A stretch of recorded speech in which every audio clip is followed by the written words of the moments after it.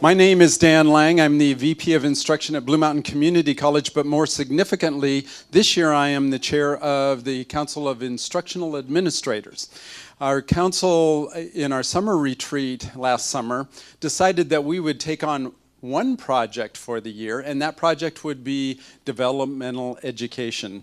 What we didn't realize at the time was just how much momentum would be gathered during this year about developmental education. So we've found ourselves in a wonderful convergence of effort that we are doing as a CIA alongside so many other efforts going on, and that really leverages our information and provides us with a lot more information to bring into play as we talk about the directions that we want to go as community colleges in instruction.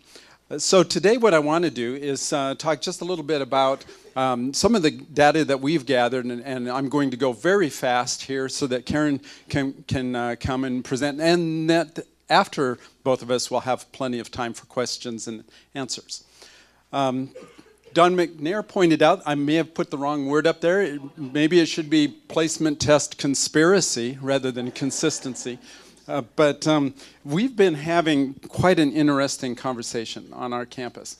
And so this is an email that I got today, this morning. I'm sure you can read it. It seems that the more one learns about placement, curriculum alignment, and developmental ed, the messier it all becomes. This is a board member, and the really interesting thing about this is that the board member is also a teacher in our Eastern Promise program. In Eastern Promise, if you're not fully aware of it, is a program where an instructor who is really not qualified to the level that we typically have had in the past can still teach in the program, because there are additional oversights, two primarily. One is a professional learning community, which is more extensive than what they would otherwise do in the dual credit program. And second, that there is a proficiency as a component of the course, and the proficiency is actually assessed and scored by a college or university professor. And this is a collaborative project with EOU. And so, in other words, this is a person who's been frustrated in the past because she couldn't teach it at her high school. She couldn't teach a dual credit course because our department and myself would not approve her for that. Kind of stuck in her craw. And so now she's a board member. So I get to play with that. She brought up the issue, your writing 122 score is 88, and that is pretty much 10 over everyone else in the state. What makes BMCC so special that your cut score would be so high compared to the rest of the colleges in the state? So I went back to the department, and they gave me a lot of reasons why we like that cut score as a strategy. But this is what I put out to our institutional research folks. I need course success rates of students testing directly into Writing 121 and taking those sections from full-time instructors. Our fail rates for 121, we just had a report that came out, are high, actually higher than our Math 111, which is fascinating. But I think it is, and I made this kind of remark, but I think it is more due to soft Writing 115 experiences. Now that's a loaded statement because it can say our soft 115 experience is taught by our full-time faculty, or it could say that our dual credit programs that feed students to our Writing 121 are providing soft experiences for Writing 115. Here's the response that I got back from the department chair. This has the feel of a witch hunt. How will we determine soft Writing 115 experiences? What this showed me was that statistics is not a strong point of our writing, at least our department chair, because she missed the point that I was trying to make with this. And actually, I went back and explained it to her that what we're doing by choosing full-time is that we're actually enhancing the possibility that the cut score is either too high or it's right on for what we need, because students are less likely to be highly successful in courses where academic standards are really upheld. And if they are really upheld, and the faculty, full-time faculty will tell you this, it's because of the full-time faculty. Okay, so we're actually pretty safe with this, and we're going to get this information and bring it back to our problem child on the board. But this is a very real situation that is going on right now. So let's jump from that to what the scores tell us across the state and kind of the predicament we're in. This is actually a very healthy graph. What it shows is that there is some disparity, if you will, at the writing 60 and the writing 115 level, which is kind of as it should be, because the schools have designed their developmental ed differently as we go through these stages of remediation, if you want to call it that. I will tell you that writing 115 is significant and very different because it's a 100 level course. So, and we really worked on making that point in our executive session. It was not technically in executive session, but it was during executive session time for the board last Wednesday. And what we talked about was part of the strategy for a high 121 cut score is to actually provide anyone who is not marginal whatsoever to go through an additional term of writing. Because that term, while it doesn't become optional like their other electives, it does provide very, a strong educational opportunity for students to get more writing. So you have differences here, but notice how they all converge for writing 121. They must have all gotten together and worked this out.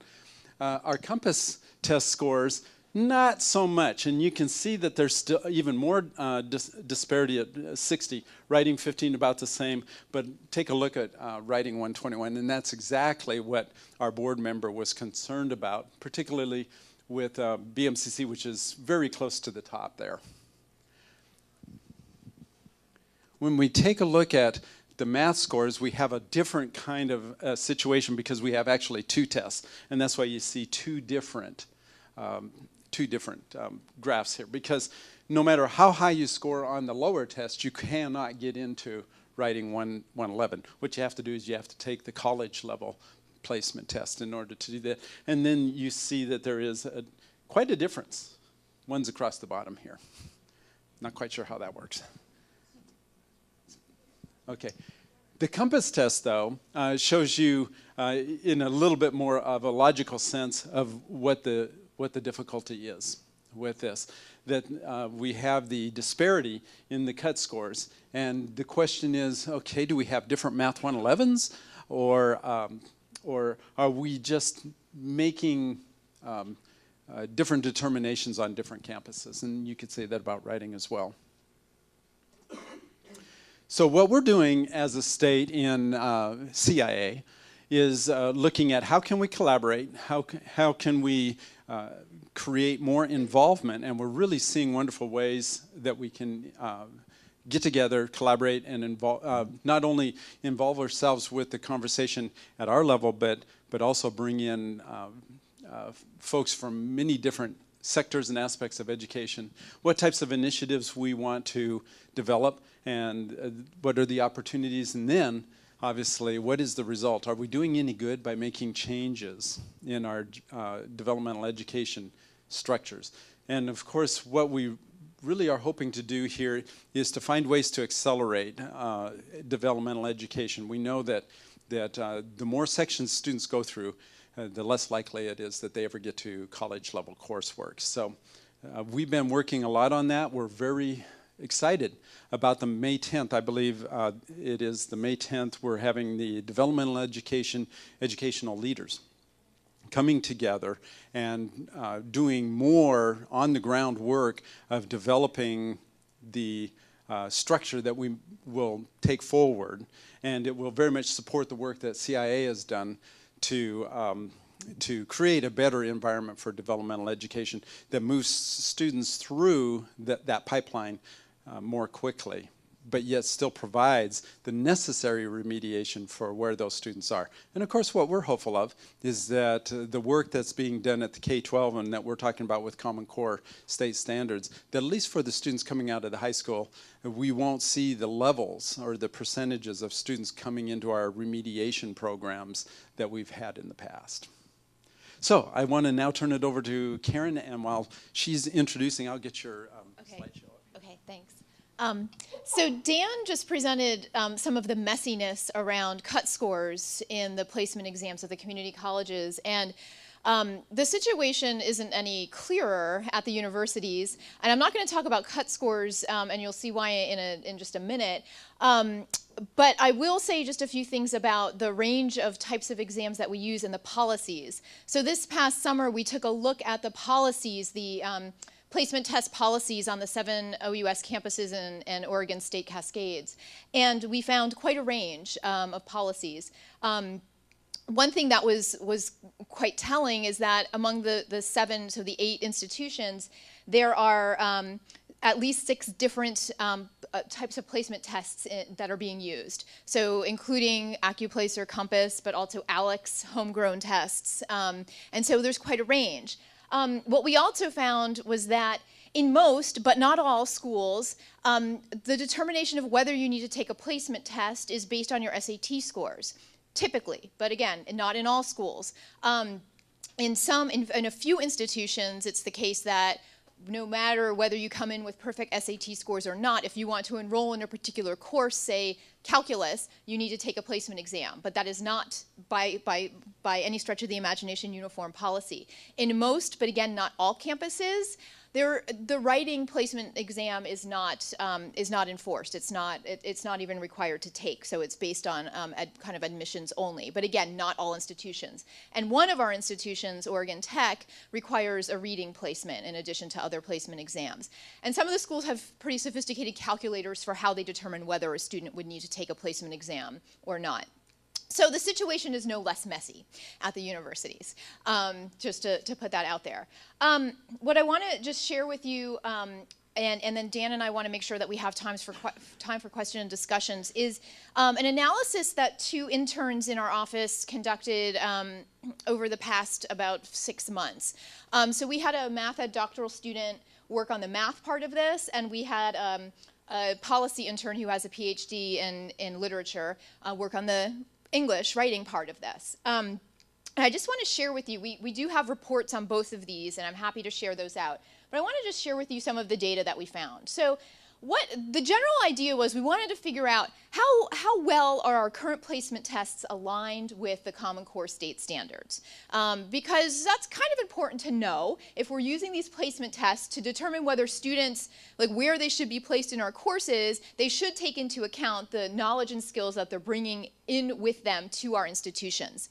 So I'm just going to show you a couple things from the mathematics Accuplacer analysis that we did. And like real quick, the methodology was more or less taking a look at sample tests, full sample tests where they were available, or portions of tests that were made available publicly by the either the commercial publishers in the case of Accuplacer or by the institutions in the case of homegrown tests, and analyzing those questions and tagging them based on the standards. Of course, that wasn't, I'm making it sound very easy. It wasn't. So along with that was a companion code of kind of the confidence of the coder for how well that question aligned with the standard that they were aligning it to. And then, so based on the confidence code, there was a benchmark reached, and so if a question wasn't rated high enough on a confidence code, then it went to a group of coders who then tried to establish which standard or standards that particular question aligned to. So that's kind of just an off-the-cuff, kind of brief methodology. What you see here is the Accuplacer exam. And these are the different portions of the Accuplacer test. So the arithmetic, elementary algebra, the college level math partial. This was just an analysis of the items that were kind of released to the public, and then we were able to actually contact Accuplacer and get a full sample test. And you can see where the questions aligned in the Common Core standards from high school, 8th grade, 7th grade, 6th grade, and then below 6th grade. And then there were a few on the college level math full sample that were unclassified, they just didn't seem to align with any of the standards. So you can kind of see the spread. I think this chart says that generally most of the questions are aligning to high school, at least, well, looking down here at the college level rows, that most of the questions are aligning to high school or upper middle, so still secondary mathematics. So that's good. Similar story for Compass, and again, same methodology. Kind of went through. If we're focused on college level math, we'd be looking at college algebra and above. And again, we have fairly good consistency. A little bit less so in geometry, where there's more of a spread throughout the grades, but fairly good consistency that these are mapping to high school content. So this was kind of our first step, was just kind of getting an overall sense of where these questions mapped into the standards. I know you can't read this, and I knew that when I put this up here, but I want you to kind of take a look at the picture more generally. The other part of the analysis that we did was breaking down the different placement exams, and so those are along the top. We have Accuplacer, Compass, ALEX. The University of Oregon has a homegrown test, Oregon State has a homegrown test, and Lange has a homegrown test. And what we did was take these and map how these tests fit within the Common Core standards. Now, I pulled out functions because if you're in mathematics, you know that functions is the foundation of everything that we do in mathematics. And we wanted to see, well, how well do the placement exams map to the different function standards? We did this for all the other content areas as well. And so you can see the spread. This is where you can kind of look holistically. Well, Accuplacer, Compass is missing quite a lot here. I mean, there's two of the function standards, and I should have counted all the function standards. Let's say there's probably over 20 there. Two. So Compass has a very low percentage of their questions that are actually getting at the foundational idea in math. Lange does really well here. Could do a little bit more down here in linear and trigonometric functions. But out of all of them, Lange has the most. The Lange homegrown test has the most representation in this particular strand. So you can see just the variety of things that are missing. And where things are being hit. So again, we have analysis of these. I don't want to go into all of them for geometry, for algebra, and so forth. At the end of kind of all of this, we also looked at big picture gaps. And some of this wasn't surprising, but now we have the analysis and the data to substantiate what we thought. Probability and statistics are not represented. There was one question on all of these exams that got at statistics. So probability and statistics is not represented in the placement exams in mathematics, and it is part of the Common Core standards. The mathematical practices, except for modeling, mathematical practices are also not represented in the placement exams. That's also not surprising given the nature of the exams, which are mostly multiple choice. So for instance, students don't have an opportunity to show accuracy or create arguments in their responses. So some of it is just the design of the tests, but some of it is the math practices just, they aren't being represented. That wasn't surprising, but we now have an analysis to show that. On the English language arts side, I'm a math person, if you couldn't tell already. So I apologize if I fumble here, and all my English and writing colleagues, you can correct me. We did the same thing just for Accuplacer. And so here's an example. This looks a little bit different than what the math ones looked like. But the Accuplacer questions were broken down into these particular kind of buckets under sentence skills, so sentence correction, construction, shift, and error types. And then what we did was correspond that to the Common Core standards over here. And then our intern did an analysis of the fit. And for this particular, for sentence skills, he felt that this had the tightest alignment with the English language arts. And then these are some of the specific grade level and progressions level standards that the sentence skills Accuplacer questions hit. So this was an example of a good alignment. A not so good alignment was in reading comprehension. So these were kind of the buckets, again, of reading comprehension under Accuplacer. So reading a passage and answering questions, that's a type of question that you might be asked, or identifying a relationship between two sentences. And then again, the corresponding Common Core standards that this relates to. And this actually went down to the 8th grade standards. So the standards that were mapped onto this reading comprehension is what's cited in 8th grade and Common Core. And then again, here's the fit analysis from our intern that the Accuplacer doesn't test vocabulary strength or the ability to infer the meaning of unfamiliar words, et cetera, so that this high value that the Common Core standards places on vocabulary development is not reflected in the Accuplacer questions under reading comprehension. So hopefully I did an okay job with that. So this is just a very kind of high level, like here and there overview. These documents, again, we're able and willing to share with folks who are interested. So, I had a really good closing, and now I totally forget going into our question and discussion. Yeah, let's just go to questions. I had a point to make, and now I can't remember what it was. I got too wrapped up in the data. So Dan and I are both we hope this can spark some discussion. Oh, I know what it was.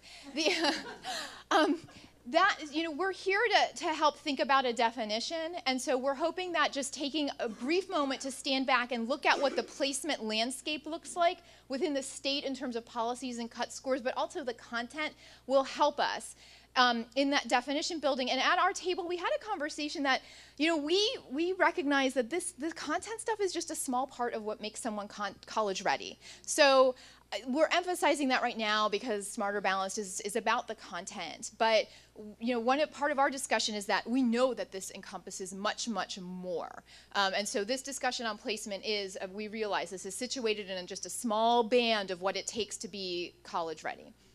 And we're open to questions.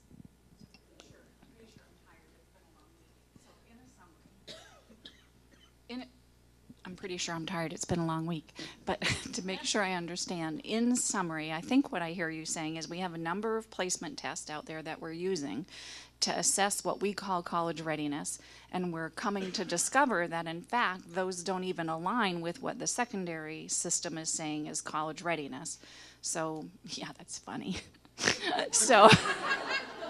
So we either have to say, once the secondary system 5 years, 7, 12 years from now grows into the smarter and where we can say that if they get a 3 or 4, schools can decide they're ready. Until we get to that place, we either have to decide that we should stop that, or we have to be able to say transparently, we believe they're assessing some other kind of college readiness that we think is important, and we still want to do it. Mm-hmm. Well, our hope is that these data open up an opportunity to have conversation, like now that we have the analysis done, about what do we really value? What do we think that students really need to be able to do and know to be successful in writing 121 and math 111? And are the current placement tests getting us there? Just content-wise, not thinking about kind of all the other skills that students need to be successful at college. So yeah, that is an outcome of this, is that no, they're not really all that well aligned to the Common Core standards, which students theoretically should be coming. Right. So, Karen, I'm thinking about the math results that you had up there, and I can see the alignment or lack of alignment of the various tests with the Common Core. But if college readiness is defined as being able to make the grade in Math 111, then was that also mapped? Did you map those things to Math 111? Because I'm looking at the OSU, I'm from OSU, and I'm looking at the OSU test maps almost not at all to the Common Core state standards, but I know that the team that's been working on placement is mapping it to Math 111. So there's still a gap Yeah. there. So Vicki, that's a great question, and Lisa can say more about this. But there are a couple of different groups in the state here at Lane, at U of O, at Oregon State, at Tillamook Bay, who are doing exactly that. They're looking at the curriculum of Math 111 and looking to map in. And Scott might have a statement to make about that. But we are completely redesigning our Math 111 course to scale up next fall. And so it's really probably not going to be very consistent. And hopefully maybe we will be able to work on that. Yeah, and as you know, Scott, we're doing exactly the same thing. But what I find interesting also, I mean, you know, we started using Alex almost exactly a year ago. And it's horrifying to see that there's no standards in there. And yet, we are already getting evidence that Alex is a better predictor of success than the student having taken the prerequisite course at a college or university. Right. I don't know what that means yet. So, you know, so again, we did this analysis because we felt that it was, you know, it was part of our responsibility to put the data out there. It could be, I mean, I think the analysis shouldn't stop here. Kind of a next step is to then take a look at the Common Core. So there are lots of standards up there just in the functions. I would say that a next step would be, well, which ones of these do we really value as mathematicians or as, you know, partner disciplines in the sciences that we think prepare our students? I actually see a lot of interesting work, like experimentation work that we could do here. Because all of this, I can say this because I was a math faculty member for 10 years. We make educated guesses about what we think students need to know and be able to do in order to succeed, but we don't have any real way yet of having borne out those assumptions and testing them. So we have an opportunity to do some testing. And through programs like Alex is one way of trying to do that testing. Karen, I just wanted to I'm not asking a question. I'm just going to make an observation, and so I think there are two issues at play here. One is if we go to all using the same test, the Common Core Smarter Balance test. The second issue is cut scores, though. And I think we have to recognize that a college is not a college is not a college, that the expectations for student performances and the material conditions of schools vary, and so that the things that ensure student success in a course are going to vary greatly. And so Blue Mountain may need to have a really high cut score because I know they have a very small full-time faculty in English. They have a lot of part-time faculty, and they may not have the advantages of a really good writing center. And that stuff varies hugely across the community colleges, and I hope that as we move forward with these conversations, we can keep those issues in mind. Absolutely. Kate, I couldn't agree with you more. And I think the kind of the corollary to that is that we also have to think about how this looks to the students. Because if I'm a student and I might want to apply to the University of Oregon, but I might want to go to LBCC, how do I know where I should be targeting? So I think you're absolutely right. It is absolutely the case that different institutions are able to do different things, and I would in no way advocate for a single cut score on those conditions. From the student side, this is a confusing landscape. I mean, I was confused when I collected all this placement data, and I thought, oh my gosh, I've been through college. I have advanced degrees. How does a student navigate this? So we're also looking out for the student, but I believe that we can achieve a happy medium in there. But doesn't that mean? I mean, so to me though, then the burden is on high schools and parents and our state policy people to help students understand that not all colleges are the same, that instead of trying to fix a problem because of a public relations issue, we should be trying to help the students and their families understand that different colleges do different things. Mm-hmm. Absolutely.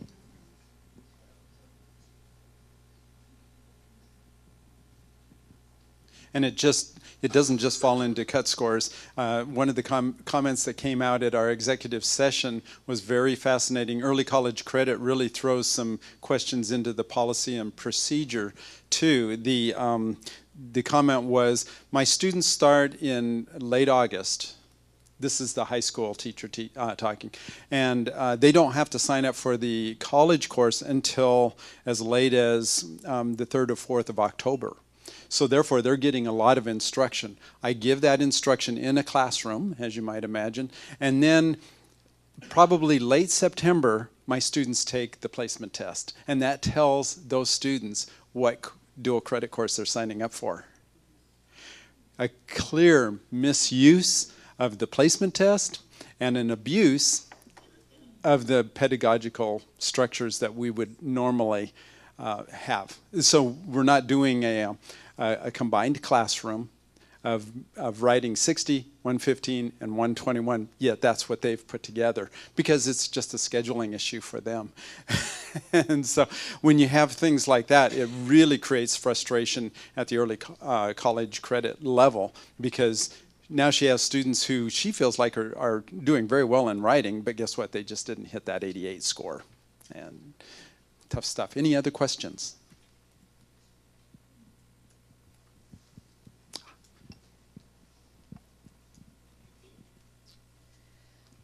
So Shireen from LBCC again, and we at our campus are also considering placement tests from another thing.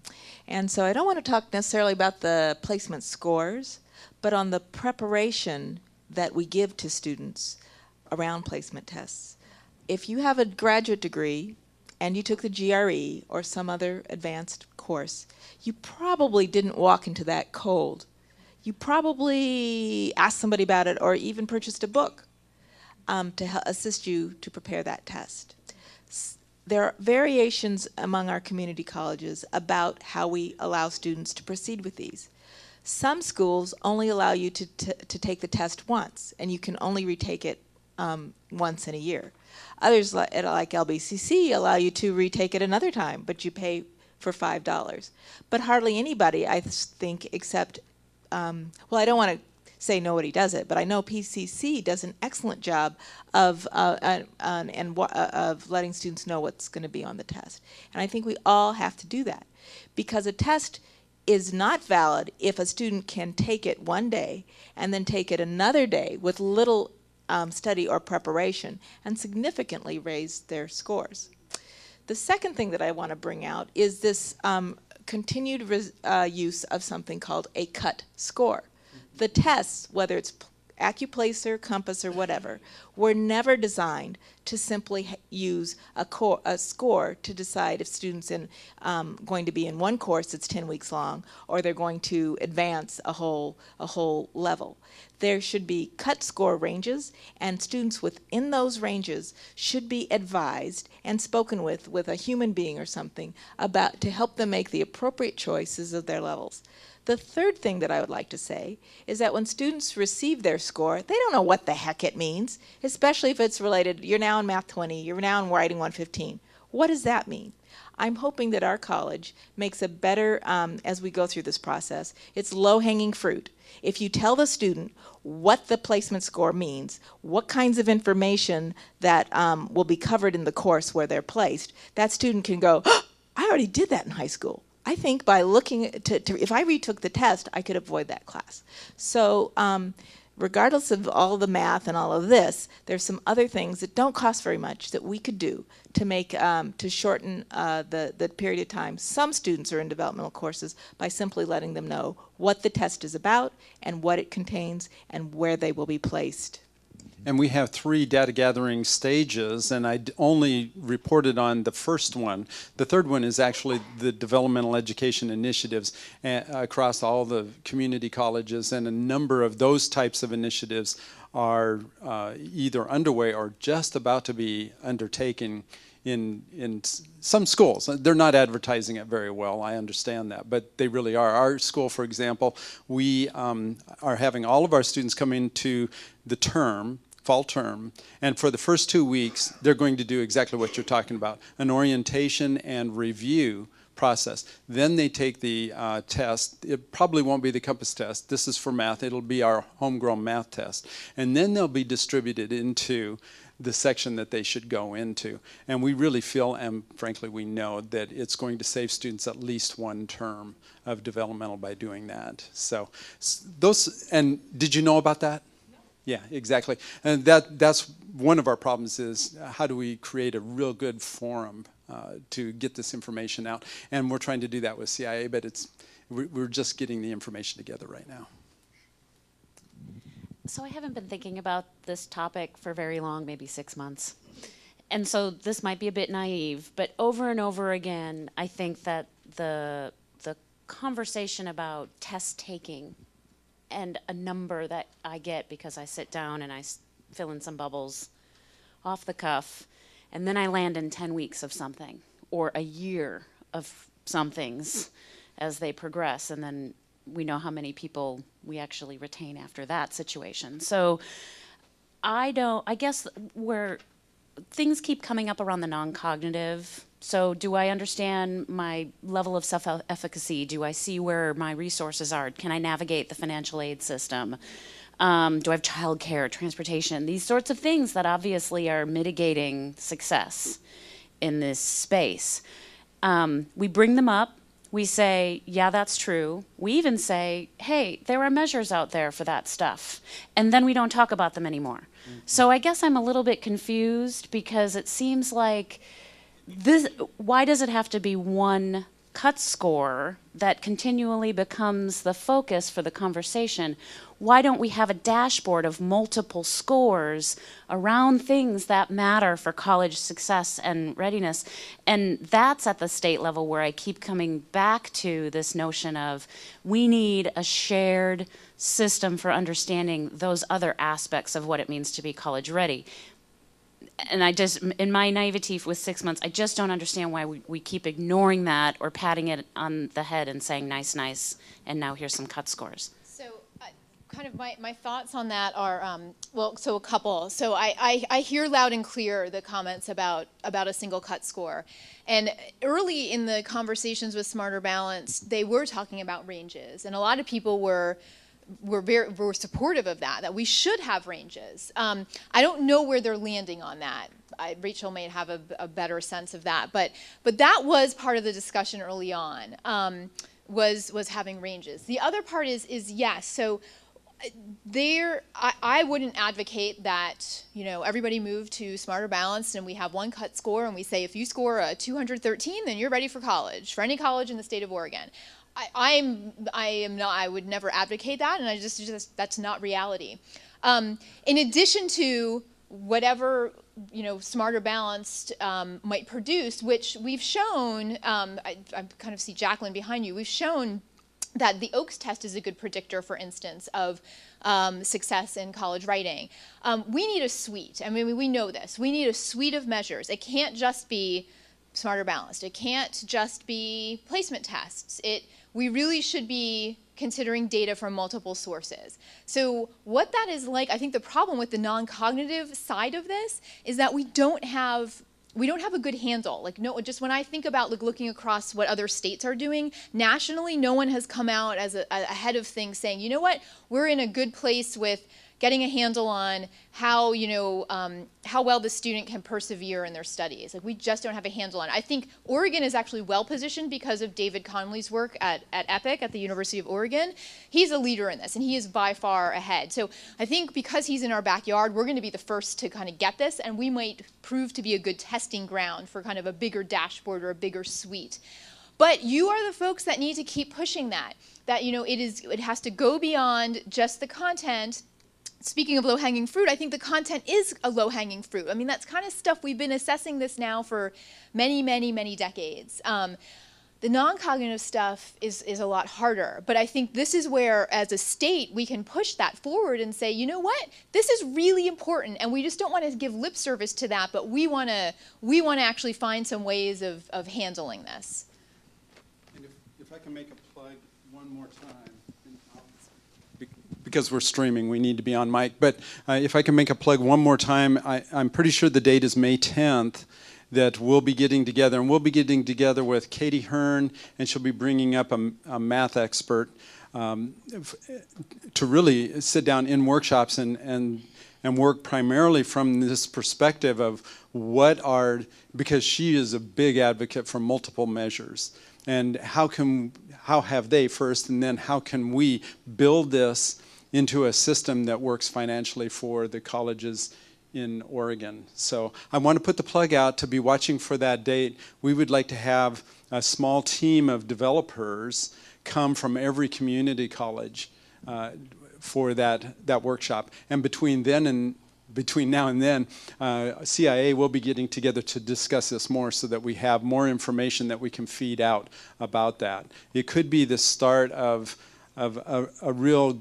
focused project for the development of a more robust system for assessing where students are. And of course we know Smarter Balanced is coming too.